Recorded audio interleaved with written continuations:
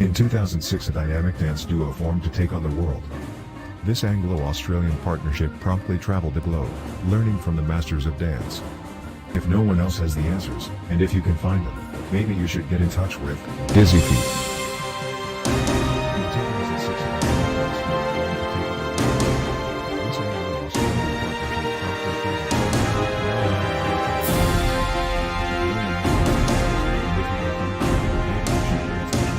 Dizzy Feet.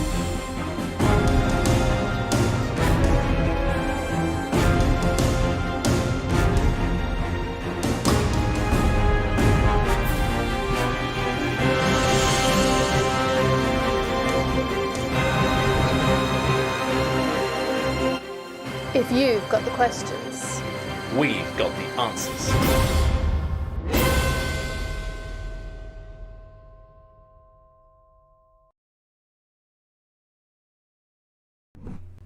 And good evening, world.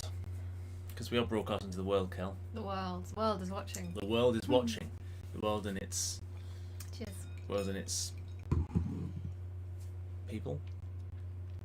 That's what we know is in the Yeah, world. I'm not sure. I'm pretty sure the animals aren't watching. Anyway, it's good evening from me. It's good evening from him. Yeah, here we are once again, another Friday closer to potentially coming out of the wilderness, being released from Wilderness? We're not in well, the wilderness. We're, feels that way sometimes. locked up, aren't we? Yeah, We've become a bit released back into wild. society. Well, I'm becoming a bit wild. Yeah.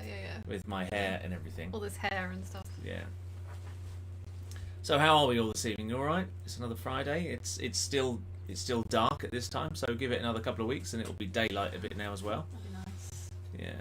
I'm very much over the winter. I'm sure. Yes. A little bit of a mishap, it seems, with this tonight. I'll have to have it like that. There we go. I want to see all the comments. It's not playing ball. Oh, technical I've lost the live link that I normally have. I can't get it back on screen for some reason. So I've got the answers there. Why are we sat in the dark? It doesn't look dark to me on the screen. We've got our lights on. We've got some We always sit like this. ambient lighting on. We always sit like this, Margaret Latter, don't we? That's how we always are. Maybe you've got that one on live. Dark I can make it brighter. I don't think we need it. I don't think we need it brighter. No. But Margaret says, If you can still see Buddy in the background. yeah, I think it's quite cool. We're lit, aren't we? Yeah. I've tried to bribe him with treats tonight to hopefully make him behave a little bit more. He hasn't had his dinner Yeah. yet. Mm. But I don't want to give him his dinner yet because then I have to constantly take him outside. Yeah. Well, there's quite a few people watching in this evening. There's perhaps too many. Just good evening, everybody. Hello, everyone. Just good evening, everybody. Send us some questions. Good evening, Ray. About Good evening, dancing. Leslie, Jonathan, Margaret, Linda and Kevin, Nicola, Sigrid, David Nippard is watching. Hello, David. He had a birthday recently. He did have a birthday the other day. I really loved his change of profile picture. Russell Jennis is watching as well. I liked it as well. It was quite cute, wasn't it? The two of them when they were little children. I know. Little fellas. Little fellas. Yeah. Yes. Don't. If he starts barking again, he's leaving the room. He's leaving the room. Buddy? I don't know how to get the live. To your mat. To mat. Is that how I do it? Go to your mat. To mat. Yes. There we go. Back in. I'm back in the room. I'm back in the room with the comments and everything. I'm back in, which is good. I can manage it all from here. Good. To mat. Excellent. Come on, Daddy. So, question time. This is what we're here for. Eileen agrees with you. Down. Where are you talking to Eileen? I haven't seen her comment. Are you sat together? Oh, here we go. Good evening, Hungry Hawks, Lou Mulligan. You are very dark. We can pretend we're at the Aw. cinema watching a film. I have to say, actually, on that screen there, it looks very dark. It does look very dark on there. I wonder why that is. Why is that like that, then, I I wonder? wonder if it's just that light is not as bright as it normally is. That's very strange. Because on our screen, it just looks like normal. It does, doesn't it? Come on then, sort it out. What's going on there? Okay, let's have a look. What's it look on YouTube? YouTube looks fine. Maybe a little. YouTube, well, YouTube's nothing like Facebook. Mm. I don't know what's going on with Facebook. Well, let's make it a bit brighter then. Oh, hello. Trouble is, there's a delay on that, isn't There there? is. So Well, it's only about 20 seconds. But I think it probably means that YouTube will be blinding. Well, it's and, blinding in here now. Yeah, it's quite blinding in here. I don't understand why it's pitch black in Facebook. I know what you mean now. Oh well. There it is. Gone. Oh, it is, but it's still a bit dark, isn't it? It's still a bit dark. It's got something not quite right. It's like almost like it's got a dark filter on it or something. Yeah, it's not quite right there, is there? Atmospheric. Yeah, you're not right. You're not wrong. Not wrong. Brecon Beacons. Well, You're not it's wrong. like daylight in here now. Yeah, to us, there's something wrong with Facebook, I think, because on YouTube it's absolutely fine, and on our monitor up here we've got for the camera it's absolutely fine. Anyway, you can see us. You can hear us. You can hear us, and you can see us. So there we go. You don't need to see us in full Technicolor, do Have you? we had a single question yet? No. Yes, we have. Ah. Yes, Sarah Ball has asked a question about the Ronde Basic. YouTube is dark as well, getting brighter. I don't know what's going on then tonight. I don't know what's going on. Oh well. Yeah, so Sarah Ball says the Ronde step in Cha-Cha, is that common, or have I just not been taught it before?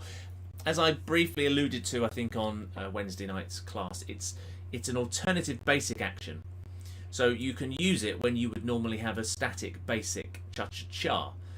Typically the men will use it though. So when the man is standing still and the lady's dancing around him and he's doing his basic Cha-Chas, the lady's quite active, you see. So the man needs something to do that's a little less boring than just a basic Cha-Cha-Cha on the spot. So there's a back slip close as well, and there's a Ronde basics. There are alternative basics. It could just be you haven't covered it yet, or hasn't been necessary for anything that you've been doing. Ladies don't tend to do it as often. They don't do it as often, no. They don't do it as often, no.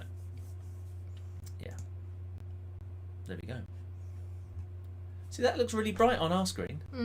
I don't know what's going on. I don't get it. Buddy, calm Ah. down. Oh no, that's just the brightness was down on this. No, that's fine. That's fine on our screen. I don't know what's going on. Oh well, we'll leave it as it is. I'm sure they can cope, can't they?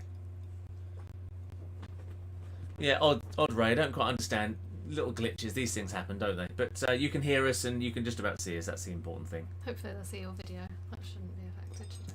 Well, no, it will be done, won't it? I guess if it's Well, we'll broadcast see. that way. We'll soon find out, won't we? We'll soon find out. So, obviously, we're after YouTube very bright. Well, you might have to turn your brightness down. I'm sorry about the brightness issues. I'm sorry, I can't. I don't know what's happened. Very strange. This is the normal setup we have every week. Anyway, so questions. Hopefully that answered your question, Sarah. So it might just be something you haven't covered yet, and maybe you haven't danced as a man enough, perhaps. Maybe. So I don't know where you are in your medals and that sort of thing, because it's something that something you would do as a development in perhaps gold and that sort of thing. Maybe silver, but typically in gold for the men. Buddy looks like he's playing the piano. He's just. Oh, he's scratching just at a the nut. He's sofa. just a pain in the neck. He's trying to get comfortable. Pain in the neck. Yeah. What are we drinking tonight? These are we're finishing off those cocktails we got sent, aren't we? Yeah, last two. mine's the Milano Cock. Torino. Yours Milano Torino, Yours is a gin sour. gin sour. Yeah, yeah. Pouch cocktails, or cocktails in a pouch. Yeah. We've enjoyed them, haven't we? Yeah. Margaret, how about a lecture on music and timing? Well, that's too much. It's too deep. It's too much to do in a little 30-minute lecture. Yeah, it's far too detailed, really. Yeah. I can't talk for 30 minutes on that. You need about 5 hours. Oh, hours and hours and hours and hours. Yeah, because if I simplify it, it's not going to be worthwhile. It won't have any bearing on, no. If you have trouble with timing, the best thing to do is listen to music. Dance music. Dance music. Well, any music actually, and try and identify the strong beats. So you want to listen to the instruments in the background. If you start with dance music, though, you'll get it quicker, won't you? Yeah. Because dance music's clearer. Yeah, and it's quite tedious. You need to count, just constantly count. The 1, 2, 3, 4, 1, 2, 3, 4, 1, 2, 3. Constantly, just keep counting it over and over and over, and keep listening for that repetitive beat, which gives us the timing of the song. Yeah. You should get a global award for looking after students during a year of lockdown. Well, that would be lovely. Thank you very much. It would be nice. We'll do our best. If only there were dance awards. We should start them, shouldn't we? The online dance awards. We'd award them to ourselves to start with. I think it's difficult, isn't it? I think we wish we could do a lot more, really. It's quite restrictive. It is. Online. It is. I've had lots of ideas of things that we could do, though, like events and stuff, when we can actually see each other in person. So, you know, I'm not going to say too much about it at the moment because it might all just be in my head type of stuff. But I do have lots of ideas for things for the future, if we're ever allowed to have large gatherings and stuff like that again. Lots of wonderful ideas. But we shall have to see. We should. If we can arrange them. Yeah. The dog is a little distracting. Well, stop looking at him. He He is will- mental. He will settle down though. He just needs Buddy? to find his place. Here. Won't you get on your mat? To mat. Come on. Give him some horrible smelling chicken. We obviously don't eat meat anymore, and this I have blooming dog has to eat chicken. because he loves it. Come on, to mat. Yeah, and Down. yeah, so I can't. Chicken just smells horrific now. It really does. Oh, horrible. When you don't eat it and you cook it, Especially when it's cold. it really doesn't. Well, Yeah. either. No, it's horrible. Horrible. It There really we go. doesn't. There we go. Smell very appetizing. No one is asking us any questions. They're just listening to us waffle on I about the know. dog. I know, it's ridiculous. Hopefully you all saw my update video this afternoon. I sent it out. It's gone on everything. It's gone out on Facebook, on the website, YouTube, Twitter, Instagram. What else? Something else probably. Facebook, YouTube, Instagram. WhatsApp. I sent it on WhatsApp, on the WhatsApp group. We've That everything, isn't it? Dizzyfeet Dancing is now on Telegram as well. So those of you that are on Telegram, we are there too. Oh, I haven't got a Telegram account. You need to get a Telegram I need account. to get a Telegram I think account. you can use Telegram in different ways as well. So it could be that we can have groups on there in a different way.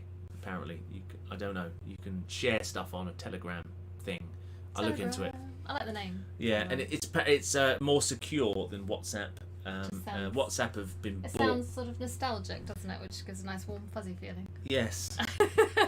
Well, WhatsApp's been bought, hasn't it, by Facebook? I think. Ah, has I think, or they already owned it anyway, and they're changing some of their security features, which means that they're going to be sharing lots of data. I think. between Oh, I the read two. So- about that. I don't know if it's quite as bad as it's meant. Well, but these things always seem worse, don't they? Because to be honest, most people know everything about what you're doing. If you're on the internet, it's already out there. it's there, isn't it? You know, everything already really. If out people want to know about it, they can. They can track you down. They can, but some of them have different. It's all about ads, of course, Find isn't it? out all you've Because been talking if about. you're chatting on WhatsApp, and it's now linked to Facebook, you then go to Facebook, and then suddenly what you've been talking about on WhatsApp will probably bring up an advert on I've Facebook. only got to think about it and I get adverts. I only have to think about They're it. I tuned swear. into your psyche, see. They They've know learned. me. They know me They've so well. learned They have. how your brain works, and it's Yeah. shocking. Really, it's shocking. Yeah. Cushions you need come to- up all the time. Yeah, they do. They do. Throws. You need to get off social media personally and just stick to your business stuff. Stop it. Oh, you can't tell him, can you? Can't tell. No. Can't tell him. No, you idiot. No, you can't tell him. It's not. That's not. You know. But it's good. Those of you that are into Instagram, Kelly has another Instagram account aside from her personal and our business one, which is all about home stuff. Well, it's just about what we've been trying to do to our home. Yeah. More so, especially since the first lockdown, because when we're working, we don't really get time to do anything. No. But I've painted a few rooms and stuff like that. I mean, it's not like renovation stuff, but it is little bits and bobs that I've learnt since. Yeah, trying to do a bit of painting and decorating, that sort of thing. Faffing basically. But it's quite nice. Moving things around and making things look pretty. I looked at the Instagram page that she's been doing for the first time the other day. That's ridiculous, isn't it? I can't believe you've never I seen know, it. I know. And I didn't even recognise our house. I didn't even recognise it. The I make it look better than it yeah, is. the way she takes the way you take the pictures and frame it and all that is all quite lovely. So have a look. What is it? Just Kelly_Proughton. Kelly_Proughton on Instagram. So she's got quite a following already, haven't you? 600 and something. That's not that bad. I know, but it's not bad, is it? And some big companies have liked what she's doing already, so which is great. So if one day she can help to interior design your homes, 'cause she seems to have an eye for it, then we're But I open have for no that. training. I have to say that. No, I but have you've training. got a good eye, and it looks nice, doesn't it? Yeah, I think my eye has developed. There you go. Mm. Through all my looking on Only one of them though. Only one of them. She's got a problem. The other one's with got her a slight twitch now eye. from. Yeah. Yeah. I know, Margaret, and it's difficult, isn't it? We've covered most of the grassroots of dancing. I have another plan for tomorrow, which will be episode 9. I too am running out of ideas to do with you. So it could be that... What, for the next lecture video? Well, yeah, I mean, the plan was I would keep on doing these lecture videos until we're back in the studio doing group classes. So that's the middle of May. I don't think I can come up with that many lectures for that time. We might have to just have a rethink about what we Might have can to have a do rethink and do something different. Come out with some other things. Yeah, Maybe might some choreographical things. There are things that we can do, but we have to do them together. And you're still refusing to get on camera. Yes. So that's the trouble. We've got ballroom dance hold, of course. So that would be nice. Ladies' posture, ladies' usage of feet, ladies' things are a bit different. Stop looking at me like that. Okay, no, Anyway. I can't do it. I can't do it. Sarah Ball says, what about approaches to competitions and medals? Are they motivating or demotivating? We could Answer talk depends how about good some you of are. the psychology. We could. We don't even need to dance for that, do we, really? So we could sit and record that. I think competition... He was really nice and settled. He was, for wasn't a he? second. He's trying to dig for something, and there's nothing to dig He's for. trying to go to sleep. Come on. When it comes to competitions and medals, I think there is motivating or demotivating as you make them yourself. It's easy to get yourself worked up for these things. And Yeah. So from my well, experience, I used to hate competitions, didn't I? Kelly's a good one to talk to about it because she has struggled in that respect.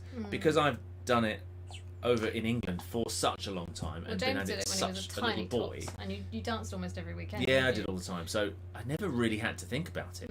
It's never an issue. But you're a little bit of a different disposition as well. Yeah. And then you came over to England, having seen the.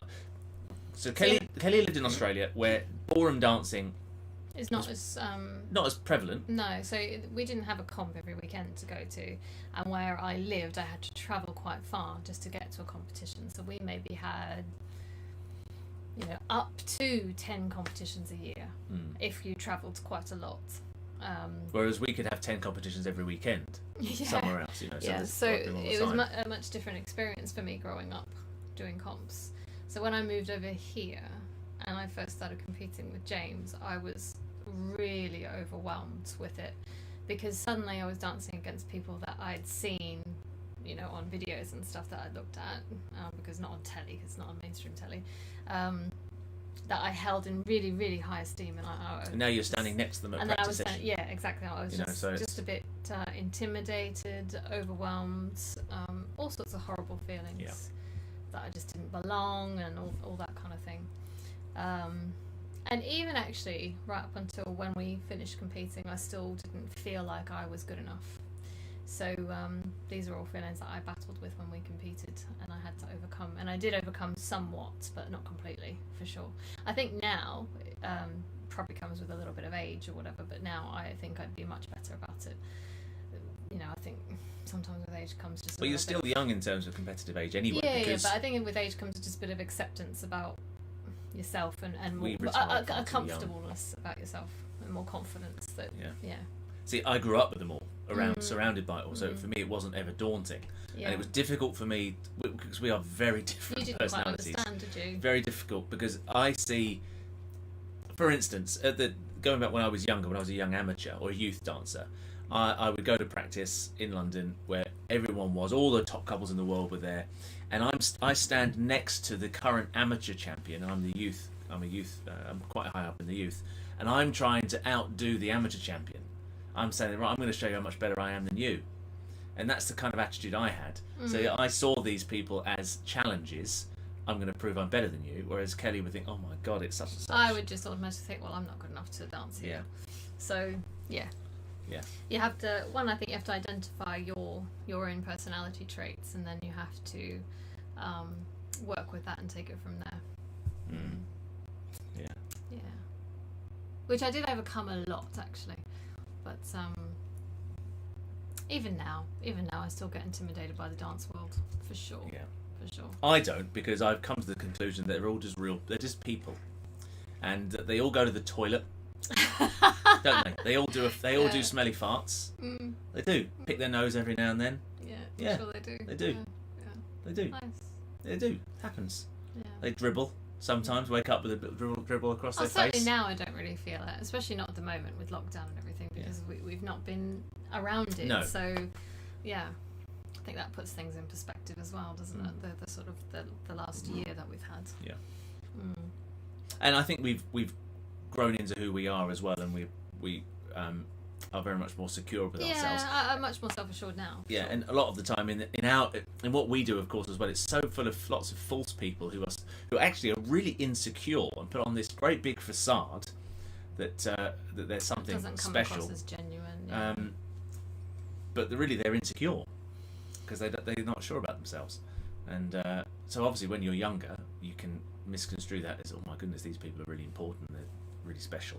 But no, they're just putting on this big bravado act to try and overcome the fact that they really aren't happy with themselves anyway, because you're constantly being assessed and looked at and criticised, yeah, constantly. I think that's the thing with competing, especially when we were as a pro, you feel like you're constantly being criticised, not just on the dance floor. You're being criticised by your behaviour, the way you are at a comp, you know, what you wear, what you drive, everything is criticised, or not criticised, but taken a look at. Where did you get your handbag from? Primark. Oh. Yeah, a little bit like that. It's a little bit shallow. I've just bought a new Louis Vuitton handbag. It is a little bit shallow, and I used to feel really inferior because of that, because when we competed, we couldn't afford anything. So it was pretty galling to go to a comp and feel like you had nothing compared to some people that had lots of luxury surrounding them. And that drives people on as well, because they see that and think, I want that, and then they keep pushing in their dancing, thinking they're going to achieve it. But it's a real false. But a lot of it was false anyway, because they're giving this illusion that they've got all this money and everything, and they haven't. No. They've gone to China and got a load of copies, and then pretended it's real. Or in a lot of respects, they're gifted a lot of these items. Yeah. So you know, it's not always what it seems. No. And it is smoke and mirrors. Smoke and mirrors. That's a good way to describe competing when you're dancing. I mean, it's very different, and I found it so refreshing in the pro-am scene.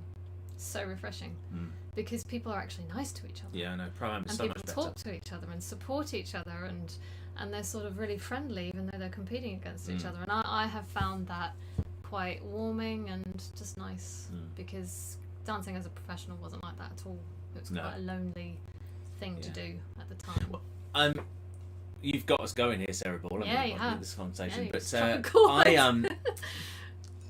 some of you may have not seen one of the mid-morning musings that I did, which was the Albert Hall incident, and that reflects a little bit of this loneliness that we've felt through our careers. I mean, I felt that to a certain degree when I was younger. When I was a pretty successful amateur, actually.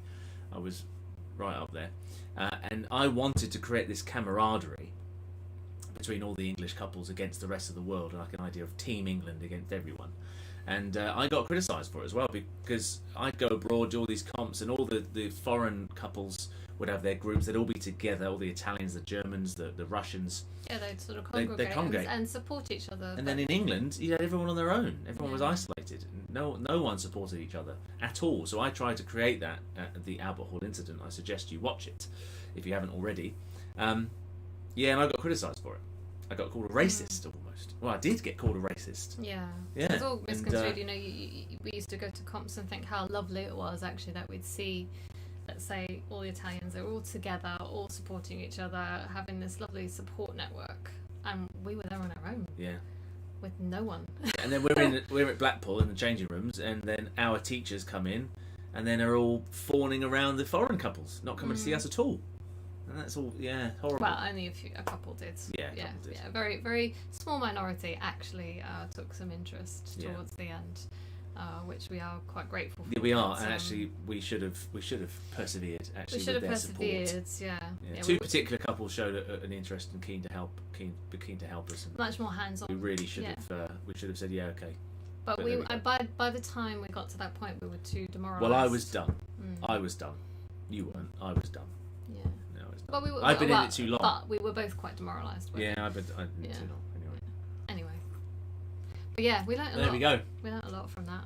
Right, I'm going to change topic because it's all quite depressing. That is a bit too depressing. Almost more depressing than lockdown. So Ray's asked a couple of questions. Are there any idea about Millbrook opening? Well, we had an email the other day that they hope to open on the 12th of April. So, okay. which is interesting because they've got the Millbrook venue it's got a boxing gym on one side. In the middle, it's got a taekwondo place, and then on the other side, it's got the hall that we use. So I guess the boxing gym can open on the 12th of April. Mm-hmm. So they might be opening the whole centre, which means we might be able to do private lessons there from the 12th, but definitely no group classes until That's middle of what's May. sketchy, isn't it? Is the group classes. Still not quite. Well, no, they definitely can't happen. You can't have groups of people until then. But taekwondo and boxing would. Well, primarily taekwondo have might not be able to groups, start, wouldn't but the boxing might be able to start. I don't On a know. one-to-one We'll have to wait and basis. see. Yeah, I don't know. okay. We don't know. The gym definitely is going to open on the 12th. As far as I know, we'll be allowed to do private lessons then as well. Even if we can't, I'm just going to do them. Shh, don't tell anyone. Go in the back door. Yeah, so that's the plan. So hopefully Millbrook will open too, which gives us more flexibility for when we can do private lessons. Some of you have already contacted us about private lessons as well. I haven't forgotten you, I haven't ignored you. I will respond to you, and we will put some in the next week. I'm going to collate the diary and start putting it all together, so that we've got a plan of what we're doing from the 12th of April. Just helps us as well, so that we know what we're planning to do next month. There's also a little bit of excitement to know we're actually going to do something some work. to look forward to. Because for me, it still hasn't quite sunk in. Actually, No. for me, it still feels a bit doom and gloom and stuff. Well, you could do with a few more lessons, to be honest, couldn't you? I don't know why everyone just wants to learn from me. Because you're the. I'm the boss. I'm the governor. Ray also says, wouldn't it be nice if we still had dance halls for social dance as in the 50s? Yeah, absolutely. Absolutely. Absolutely. Yeah. We had a hall We like had a lovely that. studio like We that. had Povey's in Shirley, which was built in 1952, which was built for social dancing. It was and it was very vintage. a Wasn't purpose-built social dance hall, and it's now car sales, which is tragic. We lost the fight with that Yeah, one. we'd love to have that back again. We'd love that. We love the community aspect that we got from that venue as well. Yeah. and We it- had we had you know, that's great. like obviously local people in the area, but we also had a lot of people that came from other places, and you know, we just saw a lot of friendships build, and we saw a lot of community build, and it was really, really lovely. And really, I mean, it took us 3 years, but in 3 years, when you think about it in the grand scheme of things, was such a short amount of time, and we'd only touched the surface. Well, we went from the studio was making £40 a week with existing I remember people. a few and classes I did, I taught 4 people, and eventually those classes we had 60 people. You know, it was a great it did take a long time to atmosphere. build up, but we took over a studio that was operating, but it was making no money at all, nothing. So it was essentially we took on an empty building, and then in 3 years we made it something that was making money, which was brilliant, and bringing such value to the local community, because it was full of local people as well, as Kelly was saying, which was tremendous. And then it was swiped from under our feet. Yeah. Do you know what, I'm going to do a video on that. You can interview me, but you haven't got to be on camera, you can be behind camera. You can interview me about that and I'll tell the full story. Okay. Alright. Yeah, another sad story. Yeah, another sad story. Tragic, really. We seem So to if be anyone's full got any land on where they live and would like to build or help us build a dance studio in your garden, about 60 foot by 40 foot, with plenty of car parking, there we go. If it's your land, you can have free lessons forever, for life. But that's what we want to do. We'd love to have that again. Really, Yeah, really, we really have would. looked for other venues, We have. not But it- so much. Yeah, it obviously at the moment now it's really difficult because Yeah. it's such an expense and you never Yeah. know quite what's going to happen. But Obviously, yeah, we're not going to take that risk at the moment. yeah, But yeah. we would like to do it again. I know that Sigrid said something. Do we have any plans for Britannia 2022? Yeah, absolutely. Britannia 2022, all being well, will happen Should happen as we. around the Valentine's weekend as before. That's the plan. It might be slightly earlier because the UK Open in Bournemouth next year are running a Pro-Am comp for the first time ever. I gave them the bloody Wonder where idea they got that idea. because I Yeah. contacted the organisers, and because originally, here we go again. Originally, we were going to call our competition the UK Open Pro-Am Championships. Because we wanted to run it just after the UK. Yeah, the idea was the UK Championships in Bournemouth. There's two of them. There's a UK Open and there's a UK Closed. The UK Closed that a lot of us go to in July is in the BIC. The UK Open to the world, is in at the BIC in January. The third weekend in January. Now, our original plan was to run the weekend after that comp finishes, the UK Open Pro-Am Championships. However, that was the first Britannia. We weren't allowed. We weren't allowed to use the name because the people who run the UK Open Championships own the title, so they own it. So we'd have to get permission from them to do it, and they didn't give us permission. So we had to rename it. We renamed it the Britannia, which was fine. And then, so the first year it ran on the third weekend, or just near enough the end of January. End of January, I think. Yeah. Which was right after the UK Open Championships in Bournemouth. The idea was we would tag on the end of that comp. People would have to, on the way home from Bournemouth, they'd have to go past Southampton to go to the airport to go home. So we thought, well, they'll do that comp, then they'll come to us and then go home. It didn't really quite work out that way. Anyway, so I spoke to the organisers of the UK Open, Dance News Limited. It's a big company, the people who run the Dance News, and they were keen to perhaps work together with us to do some sort of Pro-Am comp. Well, they said, well, we'll talk about it, and we'll talk about it after the event, blah, blah, blah. Nothing ever happened. Now they're running their own UK Open Pro-Am Championships. There we go. So I gave them the idea, basically. Probably. I mean, they might have thought about it anyway, but they had no intentions of running it at the time. We obviously gave them the push that they required. So there we go. But, so if they run it, if they run their comp, then we might bring ours forward a little bit, just to tag on the end of their comp so that we can collect those that leave their comp, come to ours as well, potentially. Somewhere around the beginning of Feb is going to be the aim. If things the only reason why we moved it to Valentine's was because of the hotel as the well. hotel messed us up. We intended to keep it in January, but then the hotel gave our dates away. Given our date away before we could confirm, so we had to choose another date, and Valentine's it was. So, and then we thought actually maybe that was a better time. Well, also there was a big competition in Italy on the same weekend, and that had massive backing from lots of these insecure people in our business. So we decided, well, there's no point trying to fight these people. We'll do our own thing. But anyway, so that's the plan. Yeah, we want to do it. If all goes well, we have every intention of running a comp this year as well at the Hilton, if we can, as well. So there we go. So we plan to run a comp as well, maybe a 2-day event, because I know that there's many people that are desperate to do a competition. Something a bit more low-key, perhaps, but just more something relaxed that's one. a little bit like, we're back at it type of thing. Bit of a celebration. Yeah. Hopefully. So we'll see, but hopefully. A lounge comp, so something at the studio, you mean, Margaret? Possibly. Yeah, that could happen. We could do that before we could run a comp at the Hilton. Yeah, so that might happen as well. A little warm-up, yep.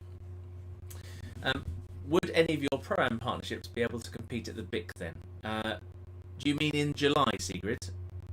So can you elaborate? Because anyone can compete anywhere if there's a Pro-Am comp. So the answer to that would probably be yes. I think you mean July. Anyway, we've been waffling an awful lot, and it's already gone 7:30, and we need to put the lecture on and go make our dinner. We haven't got any for dinner. We'll make something up. We're good at that. Oh, I know. I've got something planned. really? Yeah. I bought fennel. I bought some fennel. You thought it was delicious, that thing I made the other day. Fennel, red onion, some vegetable, nondescript, bit of tofu, paprika. Delicious. You loved it. It was delicious. In the oven. Bosh, 40 minutes. Done. Anyway, you can have a little think about that, Sigrid, what you're going to say, whilst we put on this week's little lecture. So, Armography, you bullied me. You bullied me terribly, and so I've given in, and I have come up with a little Armography lecture for you. Hopefully you'll enjoy this. I think it's quite good, actually. was quite happy. Didn't I say to you the other day? I thought it was one of my better ones. You did. Yeah, I haven't seen it yet though. No. Oh yeah. Well, thanks very much. I haven't seen it yet though. So I'll keep my Yeah. Yeah. Right. Anyway, so here we go with a bit of armography. So judgment. enjoy, and I'll see you. It's just over 30 minutes, so we'll see you back here just over 30 minutes. Enjoy. Hello, everybody, and welcome to episode 8 of my Learn in 30 series. And today we're looking at armography in Latin American. Now, in the early days of your dancing, when you're venturing out onto the dance floor as a relative newbie, it can be very disconcerting that people are watching you and you feel a little insecure and not quite sure what to do with yourself. You may have practiced the steps, you know what your feet are doing and where you're going, but sometimes it can be a little bit difficult to know what to do with your arms. Because to be honest, obviously dancing, generally we learn what the feet are doing, so you can feel as though your arms are quite redundant. So it's important to know where they've got to go and what they've got to do so that you look good. Because we always want to look good, don't we, when we dance? In everyday life, our arms typically reflect what our body is doing. So if our body turns, our arms will move because they're attached via the shoulder here, you see. And if we just relax and let the arms move freely, as I turn my body, my arms just swing. So when we dance, the idea is to make them look as natural as possible so that they are reflecting what the body is doing in any given direction. And then we just add some sort of tone to that and a little direction to make sure that they look good in the dance that we're doing and the steps that we're doing. The connection between your arms and your body is an important one. And I've got a few tips to help you to look relatively normal when you're dancing using your arms. Of course, it's a massive topic because your arms can really go anywhere throughout any of the steps that you're going to dance. So this is a bit of a generalization, and I'll use a few of the popular figures to highlight what your arm is supposed to do so that it can help you. But of course, as you develop your dancing, you will of course also develop your arm movements. And as I said before, everything comes from the body. So once your body action starts getting better, then ultimately, I'd like to think that your arm movements will reflect that as well. But there's a certain benchmark that you need to hit to start with, an understanding of a structure and a position to help you to achieve that. So the first thing that I will say to any budding dancer that wishes to get better is that your free arm, so an arm that isn't in contact with your partner, needs to do something. If it just hangs by your side, there are going to be some choreographical moments, some moments in your choreography when you need to have an arm down, and you may do that to portray a certain visual. However, generally speaking, in basic actions, because most of these videos are centered around the basic ideas of the dance, the basic stuff that you would do in a social dance or at the low grade level examinations, you're going to need to do something with it. So if you've got your arms down by your side, that's Irish dancing. And I don't know about Irish dancing. All I know is that they do it generally with their arms down by their side. We're not doing that, and that doesn't look quite right in a rumba, a cha-cha or a jive or anything like that. So you're going to need to do something with it. I like to use a very simple little phrase: if in doubt, stick it out. So if you're holding on with your left hand or your right hand, if in doubt, stick it out. Just stick the arm out, because that will look better than having it either down by your side or kind of half-mast. No one wants anything half-mast. You want it out to the side to create a frame. Essentially, that's what we're doing. So whenever we use our arms in Latin, we're producing a frame, or we're presenting our partner or ourselves. So those are the three things really that we are using our arms for. Ultimately, you will also use your arms to produce energy and power, but that's something else for you to think about later, once you've mastered where your arms are actually going to be. So the closed hold in Latin American is very similar to that in the ballroom. You have the man's left hand is up towards his eye line, the right hand will be on the lady's back or on the side of her body slightly, or maybe sometimes towards the shoulder, depending on what you're going to do. And then the lady fits into that shape. So she would have her right hand to his left, and then her left arm and hand will be on the man's arm, onto his shoulder potentially, or onto the arm, depending on your arm lengths. It's going to be a little bit different depending on how long your arms are, how tall you are, and that sort of thing. So that's generally what we do in a closed hole. So that gives you purpose. So you know where your hands are supposed to be, know where your arms are supposed to be. Not have droopy elbows. That's another thing. We don't have droopy elbows. Doesn't look right. So you need a level of tone and control in those arms. So that's an easy one. When you hold on to someone, it's relatively easy. Also, when you have a connected hand, so you can have a connected hand in what we call an open position, where you've got, if it's the man going forward or backwards, or sideways actually, doesn't matter, direction doesn't matter. It's left hand to lady's right hand, then the other arm would be out. You can also have it the other way around, where the lady would have her hand in the man's, and then she'd have her arm out to the side. Or you can have a double hand hold. So there's, again, options with double hand hold. So whenever you are connected, again, it gives your hand a purpose. You should know where it is. Typically speaking, this is another little thing just to add while we're here. When you're leading, you would normally have your hand facing up. So that's the general idea, like this. And then the lady would have her hand in yours over the top, because that allows us to guide and steer our lady in the right way. If it's the other way around, it can become a little obtrusive and like a negative feel where you're pushing and pulling someone. That's not really what we're after. So with the lady's hand on top of the man, it's easier to produce the lead. And that will be the case in any basic action like a New York, a hand-to-hand, an American spin in jive. Lots of these figures, lots of these basic figures that you would have. I can't think of a time where the man will be over the top of the lady. It isn't nice, it doesn't feel right either. It's quite menacing almost. We want to avoid that. In a double hand hold, sometimes I call it a 2 pints hand hold. So you'd have your hands held like this, and then the lady would again slot in on top of the man's hands. Again, we don't want to be over the top. When you're underneath something, it's much easier to move it. If you think of carrying something, if you're carrying a box, for example, you pick your arms up underneath the object and you move it. It's very easy. It's very difficult to, unless it's got handles, it's very difficult to grab something from the top and move it. And in any case, even if it did have handles, it isn't as easy to move it. It's much easier underneath. Think of a forklift truck.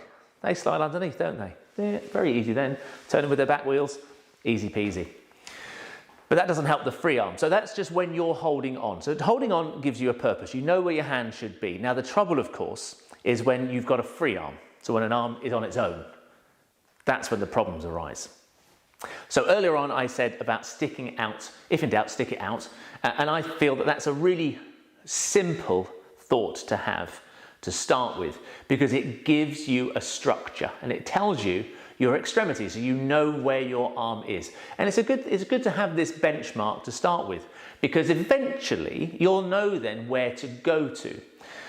If you get in your car and drive somewhere, generally speaking, you've got a destination.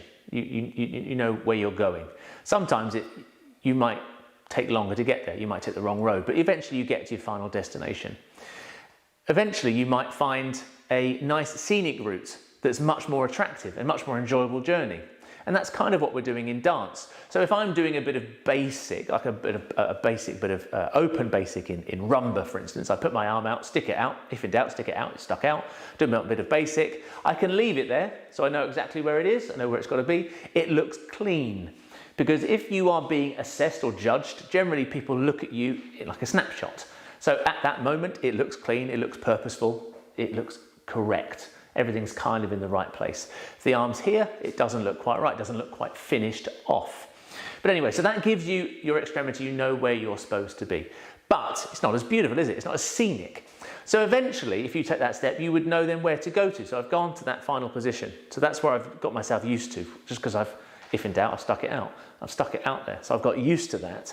Once you know where that's going to finish, you can then learn to have a nice journey, can't you? You can learn how to take it on a nice little journey to its final destination. So I'll talk about that briefly now. So this is just about the way the arm will move, not really regarding any steps. It doesn't have to be with any particular steps here for the moment. So let's just, for argument's sake, say that you want your arm to go out pretty much parallel to the floor, 90 degrees essentially. That's a generalization. Sometimes you might want your arm a little higher. Generally, you wouldn't want it any lower because, again, that's almost going towards half mast. So we want to avoid that sort of position.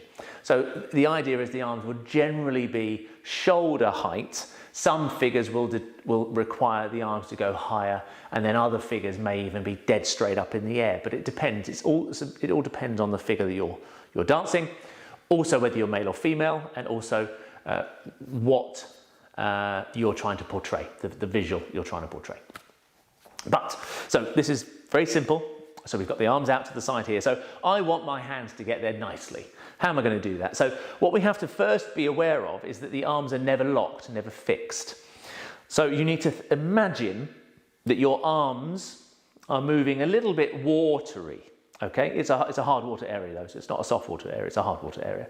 So there's an element of tone in the arms, but all of my joints, so my fingers, the fingertips, not my fingertips, the knuckles in my hands are flexible, are fluid. The wrist is flexible and fluid as well, and so is the elbow. So it's good to have analogies when you're doing these sorts of things. One of the ones that I talk about sometimes is stroking a big dog. So if you were stroking a big dog, so it's a great big Dane here, and I'm stroking it like that, you wouldn't do that sort of thing. You wouldn't stroke the dog like that because that'd be very strange. It would be with the tips of your fingers. So you would use your hand, you would feel the hand, and then maybe you're going to stroke it backwards with the back of your hand as it goes the other way. It's a very long dog, obviously. You've got to appreciate it's a massively long dog. It's oddly long. Maybe Guinness Book of Records long. Or maybe it's a nice rug on a table. I don't know, something like that, something that feels nice. So you're stroking it. So the idea is that you're going to use the whole of your hand, the back of your hand pretty much, and then you're going to have a little flick at the end. And then you'll do the same thing coming back. You stroke it down the length, and then you flick it at the end as well. But don't make too much of the flick, of course, especially when you come back this way. But to do that, you have to allow all of the joints to work, and they have to be soft as you're doing it. Now, then what happens, of course, you give that a timing. So that might need to hit on a certain beat, might need to be fast, or it might actually be something that's going to grow and be a little slower. That's a timing thing, that depends on the dance. And again, it's knowing your journey, knowing your destination, and at what point, what time you've got to arrive. So if you've got loads of time, it's a lovely day, maybe you've got a soft top car, you've got your roof down, it's lovely, so you're enjoying the journey, there's no rush, take as long as you want, and then take as long as you want to come home again. But of course, if you're in a bit of a rush, you've got a bit of a deadline, you might need to get there a bit faster. However, you still want to go along the nice country roads, maybe you want to put your foot down a bit more though. So you're still going to use the arm in the same way, you're just going to do it faster. And if you want to stop with any level of speed as well, you then have to increase the tone in the arm. So when it gets there, I feel like I tense up the muscles slightly. There's a tension there in the arm. Now to do that, I feel as though I've got energy firing out of my fingertips. Some of you may be familiar with Street Fighter. I'm obviously of an age who played Street Fighter. There was a character, Ken I think was his name, and he had these fireballs that came out of his hands. Now I'm not suggesting that you can fire fireballs or that I can fire fireballs. I can, but just don't tell anyone. Keep it secret.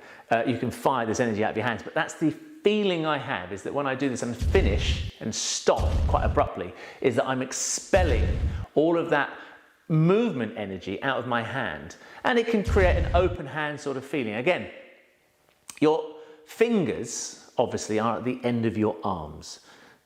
Newsflash, obviously, newsflash. So your fingers are at the end of your arm, so it's important that they look good. This is a bit of an aside here. When you are watched, so if you were taking dancing quite seriously and we're doing competitions or medal tests and that sort of thing, you're being judged and being assessed. In a social dance environment, I'd like to think that most people are there just for their own personal enjoyment rather than trying to entertain or showcase themselves to people watching. Really, that's not the idea in a social environment, but I appreciate some people want to still look good to the benefit of others. I appreciate that's fine. So when people watch you, what they see are your extremities. So they see your head, they see your hands, and they see your feet. So they see the ends of you. So it's so important that they look good. So we've covered this in footwork, a bit in posture as well, but now with the armography and the Latin especially, you've got to ensure that you finish off your hands at the end. That doesn't look as good, neither does that. Again, you could be going for some sort of characterization, some sort of visual in a certain dance. It's kind of allowed in those respects. But in what we're talking about here, we'd like a nice open hand. Open hands always look a bit nicer. That can look a little bit too aggressive, and that can look a little bit preachy, like you're trying to tell someone off maybe as well, and that's not what we're after either. So a nice open hand.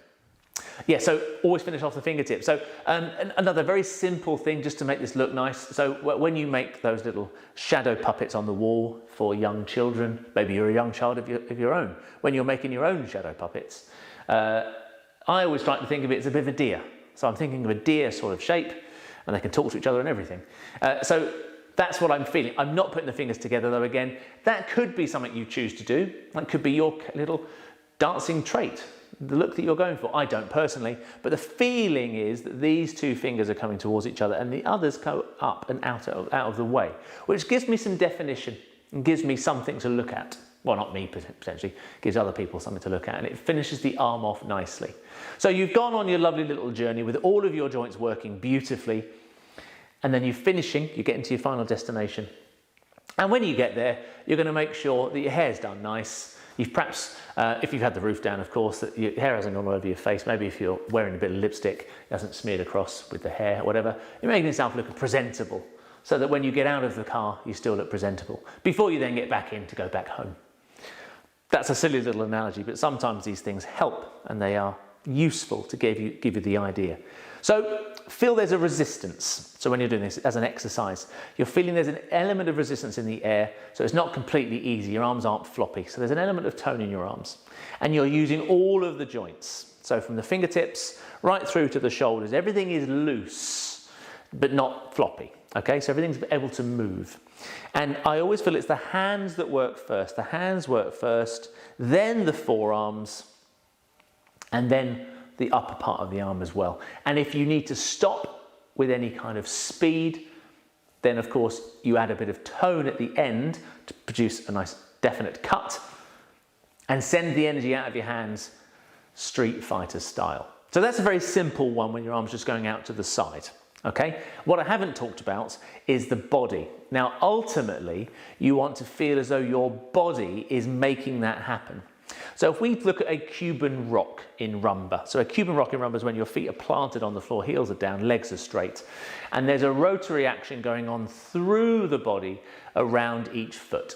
Okay, so I go forward and around the left, and I go forward and around the right. So I've got a very flat figure of 8 feeling through my hips, which in turn makes my body move. Now I'm trying to take that rotation through my hips up into my body as well. And now I'm shifting weight left and right as I do this. And I want to feel as though my arms are going to move with that. So I'm beginning to grow this feeling through my arms as well. It's like I'm wafting through that as well. And then I slowly take the arms up as well. So my right arm here is coming across my body as I'm taking my body to the left.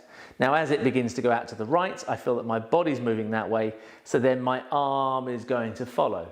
The other arm comes back in because it's not required at this point. You can, of course, do it with the arms out. That's a very different thing altogether.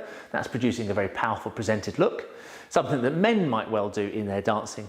They might stand here and I was going to say writhe, but we do our Cuban rocks while someone is dancing in front of us. A lady might be doing something a little bit more elaborate while the man stands there and presents his lady. A little bit more about presenting in a moment. But just for the moment, we're taking the arm out as we move to the right, and then as I move to the left arm goes out as well. Now, I briefly alluded to this last week with the turns. So when I move to the left, I need to have a bit of a wind up. So there's a little bit of right before I go left, or a little bit of left before I go right.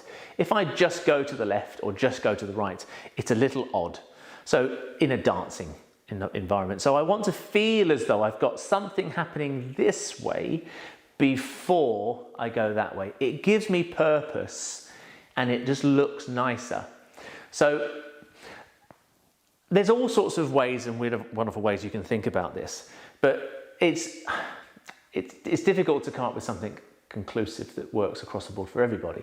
But essentially, if you just try and make sure that you swipe your hand to the left before it goes to the right, or swipe your hand to the right before it goes to the left.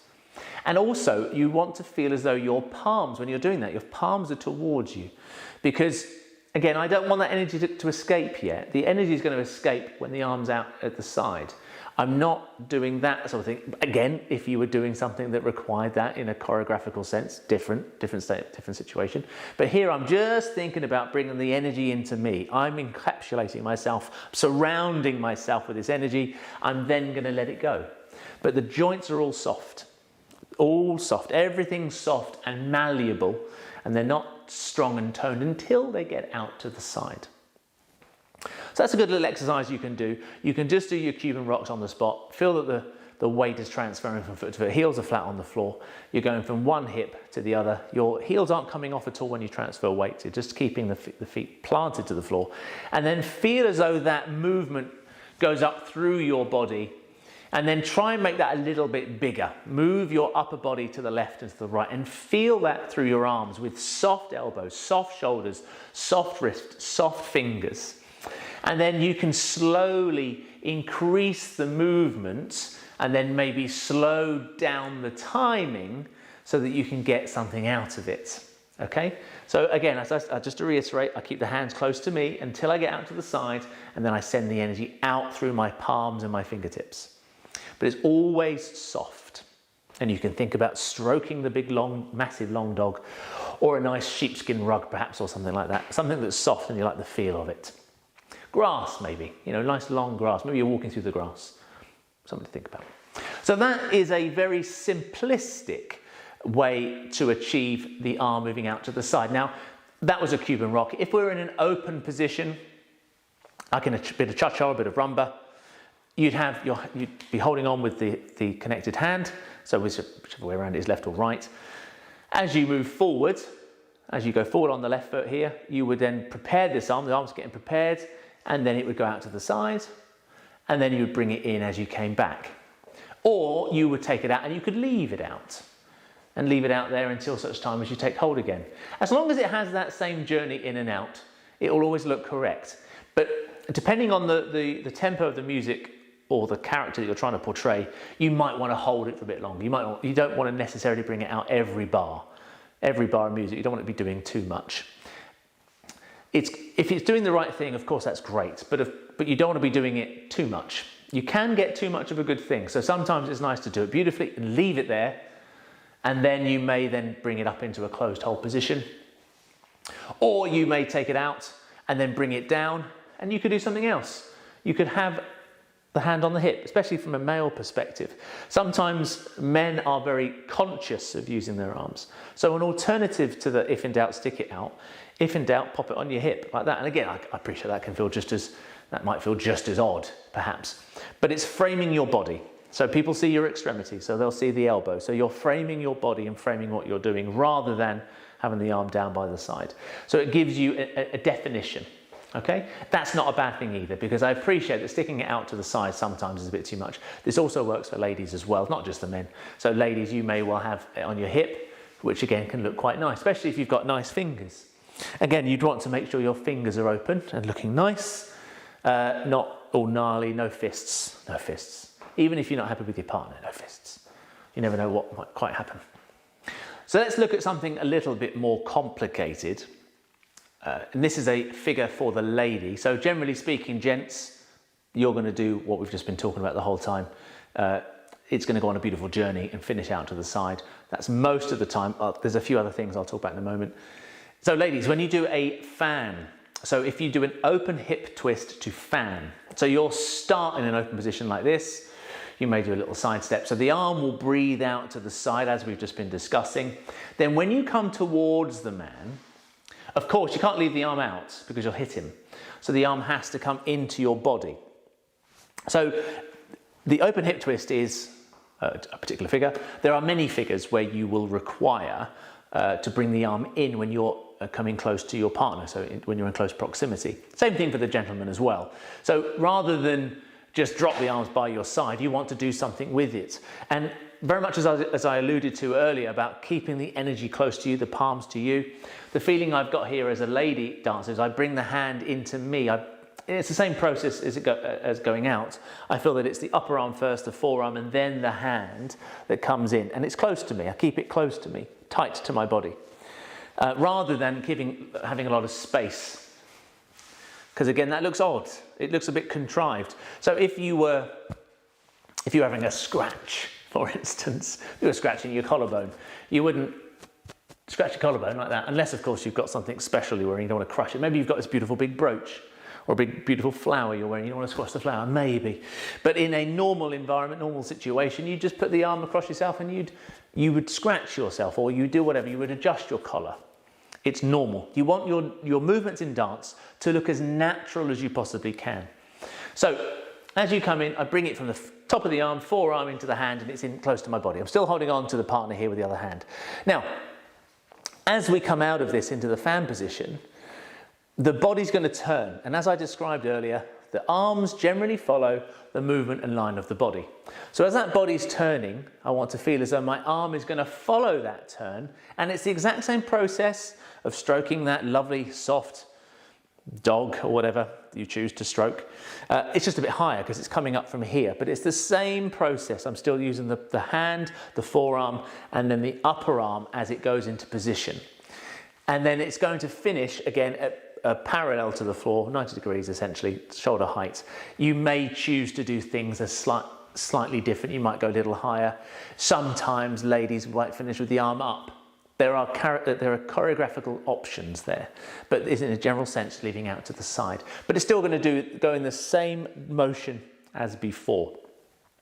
So when you're moving from open to a body position, when you're in a close proximity to your partner, don't be afraid to actually place the arm on your body. Okay, always with an open hand, palm first. Always generally think about doing that. Don't grip, don't hold yourself necessarily. Open hand. And now, coming out of the fan, you've got some choices. Now, as your feet close here, you can leave the arm out, because again, there's nothing wrong with that. If in doubt, stick it out. But if you want to add a bit of character to your dance, a bit of depth, a bit of dynamic movement.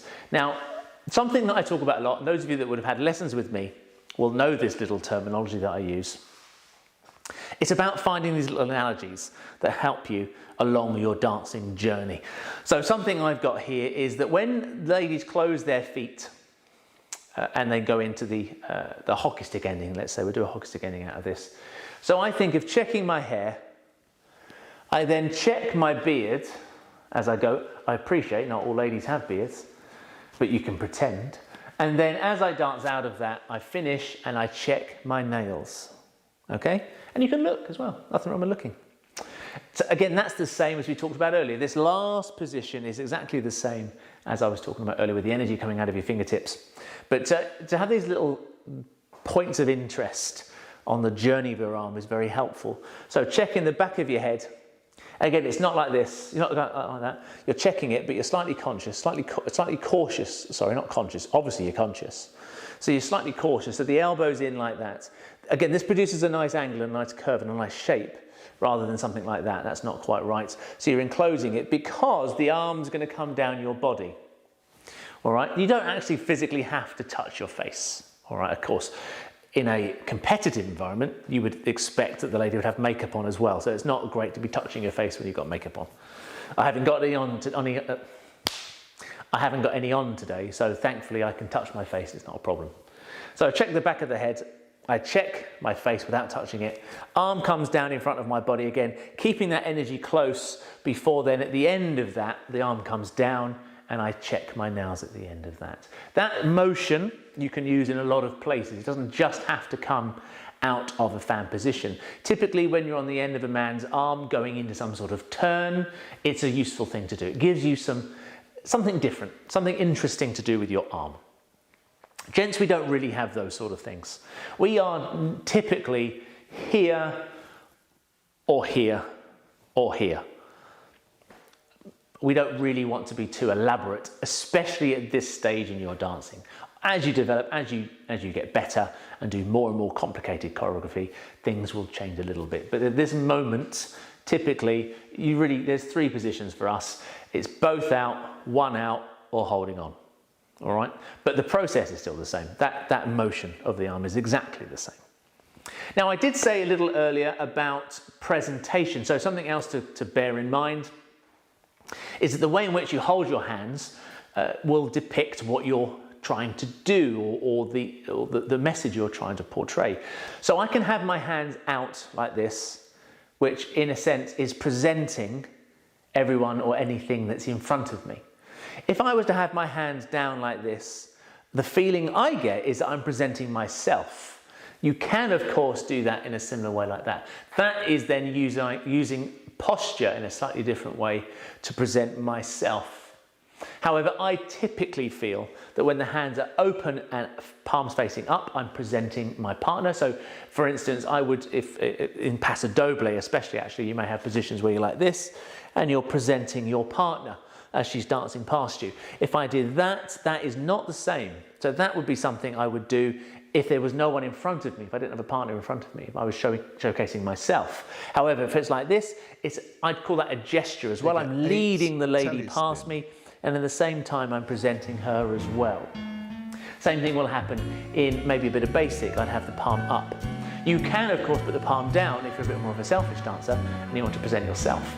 I'm only kidding. So certain times it's relevant, certain times it's not quite so, but there are going to be occasions where men, you will be stood apart from your lady, and the Cuban rock that I talked about earlier, the lady may be doing something in front of you, she might be turning. So I would have my palms open to present her. However, if I did a New York, this is the same for both of you, both roles. Now, if I did a New York, my hand is going to be down. I'm going to put the hand down. I wouldn't have the hand up. It's very strange that, because I'm not presenting anyone in front of me. I'm presenting myself here on a New York, so I'd have the hand down. Now, on these occasions, you may find that the arm will be higher, and that should then reflect the shaping of the body. This comes back to sway a little bit that we do in ballroom. So if the arms are out, generally speaking, we don't want them to move independently of the body. There are exceptions, of course, when ladies may do things like this, but then of course they're going to check their hair, check their beard, and then ultimately check their nails. So there are things like this choreographically that you can do, but normally in basic motion, the arm will follow the line of the body. So at this point here, you may have an extra stretch to the right-hand side, which will put your arm up a bit higher, you see? What you wouldn't want to do is something like that, where it moves completely independently of what the body is doing. If you were to stand out with your feet together and your arms out to the side and just shape your body without doing anything with your arms, that will give you the feeling. So this is what I call aeroplane mode, you know. Obviously, we all know about airplane mode. So that's my body is shaping and my arms are not moving independently. They are fixed to my body does the movement. It's like a plane, of course. If you think about it, planes flying through the air, it banks one way or the other. The wings don't move independently of the fuselage, do they? Everything's fused together, so the wings will shape because everything's shaping. So my arms are shaping left and right because everything is shaping there. So that's something you can consider in a New York, trying to ensure that the body does the work and then the arm follows that. You should have a straight line-ish going from the fingertips right through your body, down through your other hand, which is then in contact with your partner. Same thing on a hand-to-hand. When I step backwards, I'm going to have the hand down. The hand-to-hand is a different kind of feeling. I feel on a hand-to-hand that I'd have the hand lower, it wouldn't be quite so stretched. I wouldn't be leaning into a hand-to-hand like that. Definitely wouldn't be leaning backwards either. The same rule applies all the time though, the arm follows the line of the body. So a little bit of a mention, just very briefly, on the jive. Now the jive's a little bit different in that it's very lively, very springy, very fast. So there are very few occasions when you've got time to put your arms at full length. So when I'm dancing the jive, I like to think of soft arms. I don't play the piano. I wish I could play the piano, but I feel like a little bit I'm playing the piano when I'm dancing the jive because I've got my elbow quite a bit more bent and closer to my body, and my wrist is a little bit softer. So it's a little bit like I'm playing the piano. Maybe I'm a bit too, it's a high piano. It's a high piano. It's quite high up here. Can't quite see the sheets of music up there because I've got my head above it too much. But that's the feeling. So when I'm jiving, I've got my hands a little bit more relaxed and they're a little bit closer to my body. Now this is especially apparent when you're doing a back step. I want to have the hand, so the hand will swing in front, but it's all very relaxed. And I never quite reach the extreme positions of my arms purely because of the speed. There will, of course, be times when you will, but again, that is just in choreography. Now, when you're doing the basic figures in jive, like a simple change of places from left to right or right to left, as you're doing it, the hands will be much more relaxed. And just imagine you're playing the piano. That's a good one for you. So take that one away with you. So, or little chicken arms, Tyrannosaurus Rex hands, anything that works for you to think of bringing the hands in a bit closer. It's quick, as I said. You want to keep the energy close to you. You don't want to expel out too much energy in jive, like you would in a cha-cha.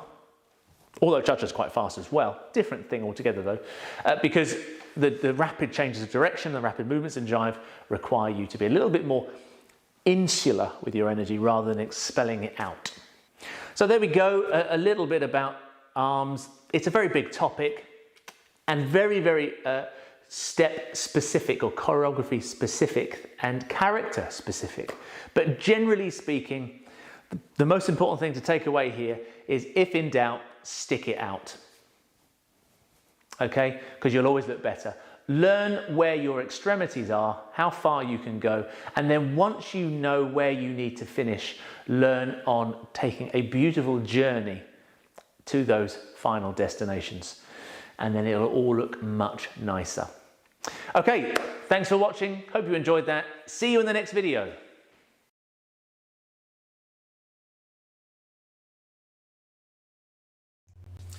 So there we go. We're back. We're back. Yes. Apologies for a little bit of music that played in the background there, because I didn't realise that the desktop music was playing. So sorry about that. I was just checking something. Yes. So they had a little bit of dance music playing in the background. So sorry about that.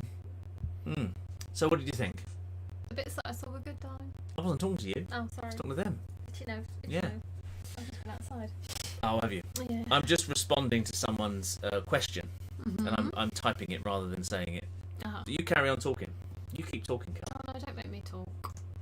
You normally got lots to say. Not long. Perhaps you can respond to Sigrid's answer, which was at the UK Open Pro-Am at the BIC in 2022, unless I misunderstood. I'll reply quickly. Mm-hmm. So, Sigrid, you said, would any of your Pro-Am partnerships be able to compete at the BIC then? Well, my personal Pro-Am partnerships, yes, they could.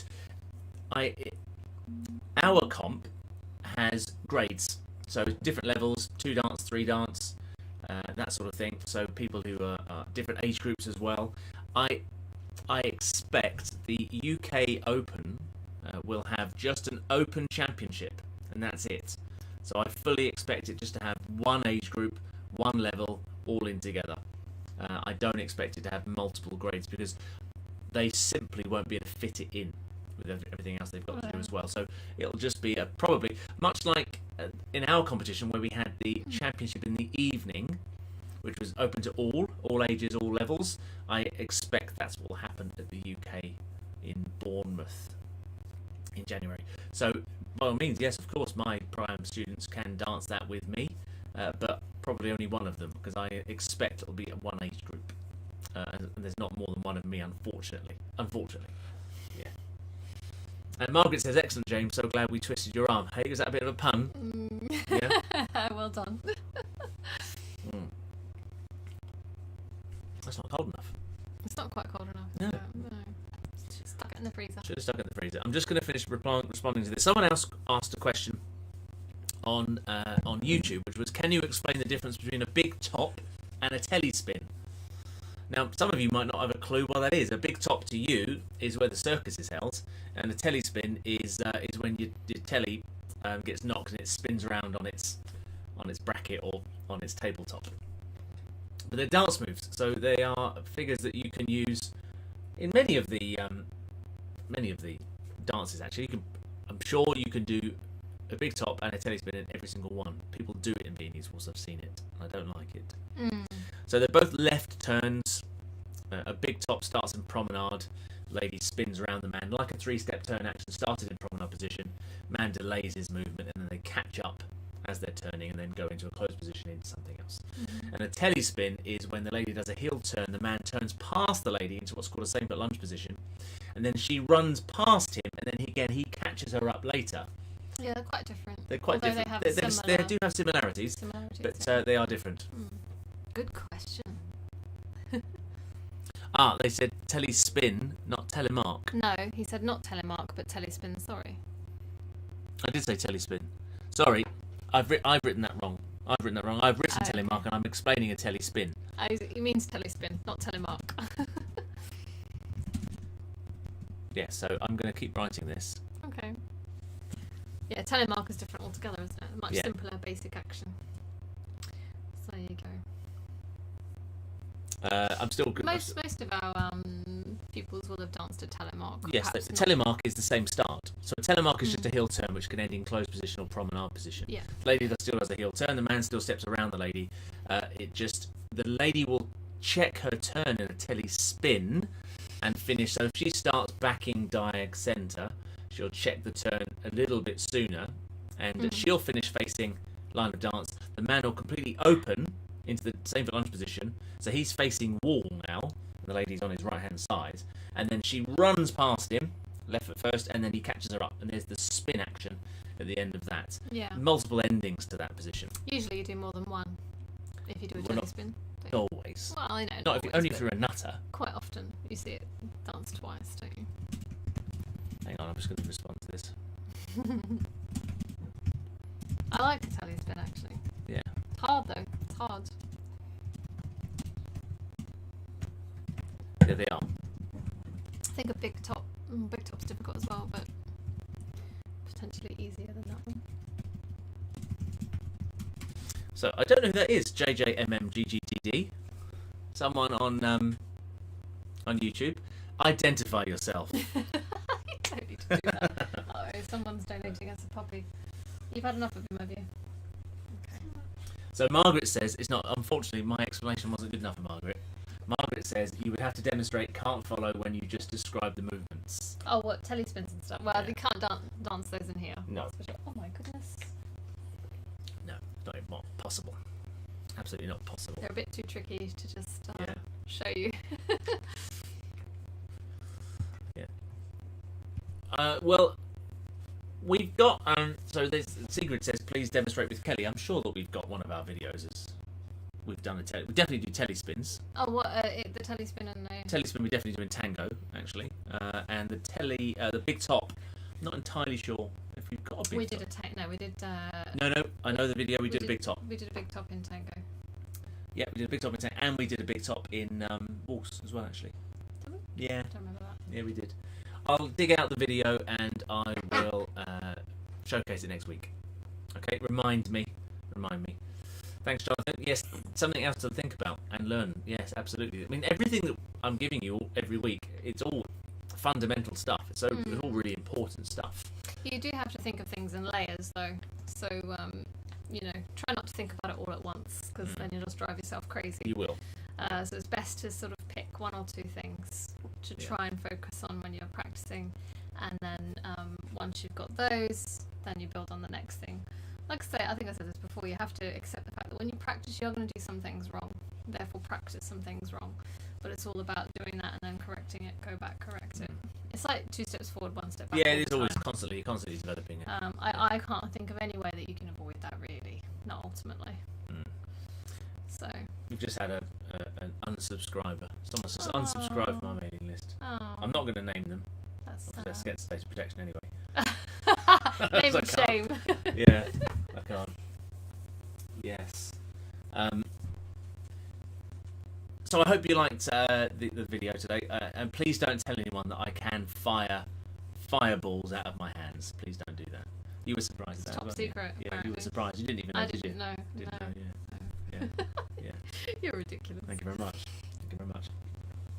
I hope you all saw the video. I think you all did see the video that I produced a bit earlier, the update video. I can't stress enough about the subscribing on YouTube. And what we do is they add little adverts on the beginning of things, as you know. And we made 60 quid last year, which was difficult. Well, actually, it's a little bit of last year and the beginning of this year, because you only get paid by Google when you hit £60. So that's the payment threshold. So you have to hit £60 before you're paid per month. Now, it's taken us, I think, 14 months. No, more than that, actually, because I started monetizing in 2018. So it's more than a year, actually. It's like 16 months to hit £60, the payment threshold. So the more people that like our videos and comment on our videos and are subscribed, the more potential money we can earn. All we have to do is just provide the videos, and you just have to watch them. And then that can ultimately make us money when we're sleeping, which would be wonderful. It was.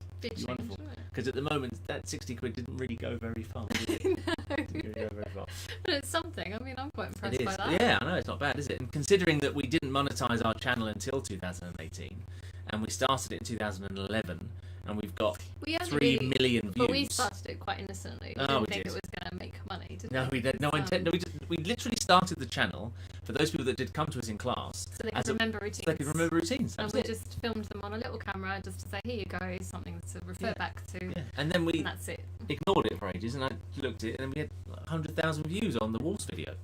Yeah, which a lot of people criticised because they said, oh, it's really bad Yeah, quality, we got people blah, blah, blah. commenting. But it wasn't supposed to be this, amazing video to watch and Yeah, we learn did get a from. lot of abuse for it. Yeah. Not abuse. That's not. Not the word, abuse, no. but yeah, people weren't realising. Criticism. Yeah. Yeah. Oh, Greg's tuned in now. What are you drinking tonight? Well, we had That's- a cocktail and we now had we're a having cocktail. some sparkling We've got a wine. bit of sparkling wine. Because I like a bit of fizz. Yeah, it's all cheap stuff though nowadays. Kelly's had to really dumb down her taste buds, and it's all cheap stuff now. So Some of the cheap stuff's alright. we were very, very fortunate. Someone bought us some things and sent us some stuff, which was very kind of them. Yeah. So We we've have been had drinking some that as well. lovely donations. Yeah, so we've been very lucky. Hello, miss. Hello, Ella. You haven't said good evening yet, have you? Hello. Say good evening, say good evening, Ella. Good evening, everyone. Oh, you're supposed to say Ella. I don't like that joke. It is not funny. It is funny. Oh, not all. You could, Stand by. Ella, you could use this opportunity to advertise your YouTube Oh, here we channel, couldn't go. you? Couldn't you? Because I'm sure everyone that's watching is really into kids' computer games. Aren't they? Oh dear. Is that a yes? Stop it. Okay. Yes, yes. You want my drink? Yes, yes. Anyway, yes. there we go. So that's that for today, I think. I think we're done for today, aren't we? We've kind of gone longer than we have to normally do. Unless anyone's got any more questions, because the idea of this really is for you to ask us questions. And Well, they've asked a lot of well, questions. no, they haven't. They've asked one, and then I've gone off on one and waffled for 20 minutes. Difficult when you're trying to sort your feet out at the same time. Well, I must have been talking about something else. Well, I think Sigrid's talking about doing the arms and the Oh, legs. right, yes. Well, that's. yes. I think that's what you mean, Sigrid, isn't it? You're talking Well, about. like I say, do your feet first when you Yeah, know where your feet feet are going. That's what I said in the video. That's what I said in the Sort video. your If in arms out. doubt, stick it out. If in doubt, stick it out. Eventually you do get there. Yeah, you do. And then work on your journey. Yeah. Hmm. Anyone want a dog? You can have this one.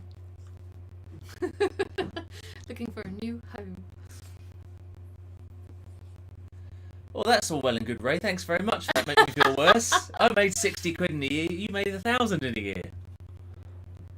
I'm not sure that I want to have affiliate ads on our website, though, because I like the idea of our website being ad-free, other than Clutter-free. clutter-free, ad-free, rather, except of course, our own personal promotions.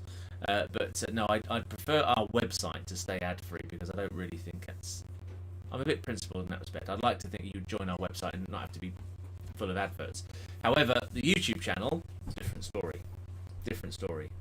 Margaret Latter, she says she doesn't mind me I want waffling. to know when I grow up which way to turn a bottle. What do you mean which way to turn a bottle? So she can undo it. You mean the lid?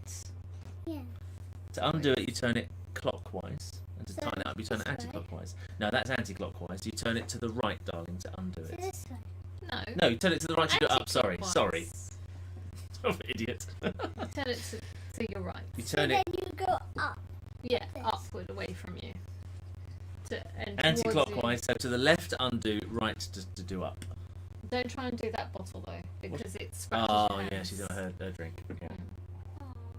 Because Mummy's done it and it scratches your hands. I don't want you doing it. We'll be Why down does in a it minute. scratch your hand? Because It's it's a made bit of rough. metal, the lid. It's a bit rough. And It's what just do one you of those types of bottles. stop? Leave the room then and shut the door. That must have been quite a popular website as well, Ray. you to make 1,000 a year. Right. No need to be I'm too thinking nosy. now. I'm thinking now. No need to be too I'm nosy. thinking now. You see, we get an awful lot of hits as well on our website from the US because I've always been Dizzy Feet. I think I wrote a blog post a number of years ago about the how Dizzy Feet came about. Many of you probably don't know that story because you've joined us later, but I've got something in mind to let you all know about that again anyway. Sorry. So anyway, I've been Dizzy Feet a long time. We started Dizzy Feet Dancing in 2007. Prior to that, I had Dizzy Feet myself. Anyway, 2010, perhaps, I'm not sure when it was, something called the Dizzy Feet, so Dizzy Space Feet Foundation started in America Nigel. by Nigel Lithgow. Nothing to do with abstraction. Ella, no, do not pour that I want on your own. it. Everyone in the world's alone. watching you now, and knowing you've been a naughty girl. I told you to leave it alone. told you You've not done it to. anyway. Leave the room, You please. could have hurt yourself. Leave the room, and we'll deal with you later. We won't deal with her. She'll be fine. She's all right. Hey, but she still shouldn't. I have know, done but it. she just likes to grow up. She wants to be grown up, doesn't she, and do things. Bet she's got a little stall out. Yeah. She's got on there. Aside. Anyway, yeah, so he started this foundation called the Dizzy Space Feet Foundation, and so we started getting an almighty load of traffic from the Yeah, US. someone wanted to buy tickets to an They event. did. Someone, And I they thought were it was expensive. I thought it was spam, and someone emailed us asking to buy tickets for an event at the Kodak Theatre in Hollywood, and I thought it was spam, so I responded appropriately and said, "Yes, of course, you can buy as many as you like. They're £250 a time. Please buy 1,000." And it wasn't until I got a response from them saying, "I'm sure it's the website says they're already listed for $25 or something like that." And I thought, hang on, this might be real. So I looked it up, and then I found out there was this thing called the Dizzy Feet Foundation that had been formed. And I was annoyed because he took Dizzy Feet on Twitter, to the Twitter handle Dizzy Feet. And Dizzy Feet Dancing is too many letters, so we have to have Dizzy Feet Dancing without the G on the end. So a bit annoyed. There we go. So Nigel Lithgow in America has stolen my name. I'm very disappointed about that. But there you go. What can I do? I'll always be the first and true Dizzy Feet. Yeah. So they probably want dizzyfeet.com as well, but they're not having that. Stop rambling. Anyway, they said they liked me waffling. Did Said we like, yeah, they did. Well, Margaret did. Just Margaret. Yeah. Right, I'm going to go and have my dinner now. We've lost viewers, actually, so I'm going to go. Anyway, everyone, so I hope you enjoyed that. It's been emotional, as always, to have you here with us. Thank you very much for tuning in. Thank you once again for supporting us. Your contributions keep us going. It's so appreciated. And we're looking forward to seeing a lot of you from the 12th of April as well, which will be tremendous. So if you are interested in booking some private lessons, please let us know. We want to get the dates and times and that sorted out so that we know we've got a plan in place for next month. That'd be great. Obviously, it depends on whether the venues are open as normal. So Millbrook specifically, I'm pretty sure the gym will be fine in Fareham, but Millbrook might be a little bit sketchy. Not sure what they'll let us do. I know Fareham are going to let us do private lessons. So that's that. So tune in again next Friday for more of the same nonsense. You can join me on Wednesday where we're doing a little bit more cha-cha-cha. You've got Matteo and Jessica tomorrow night not tomorrow night, Sunday night for some salsa and Latin American. Stretch on Tuesday, and then Wednesday with me, Thursday Latin Fusion, Friday with Kelly and I, and then we're back to where we are now. Anyway, that's that. So have a nice weekend, everyone. I hope you enjoyed yourselves tonight. I'm sorry I waffled on so much, but there we go. That's what I do. It's my job, isn't it, Kel? My job. So it's good night from me, It's good night from him. and thanks very much for tuning in. We'll see you soon. Bye now. Bye.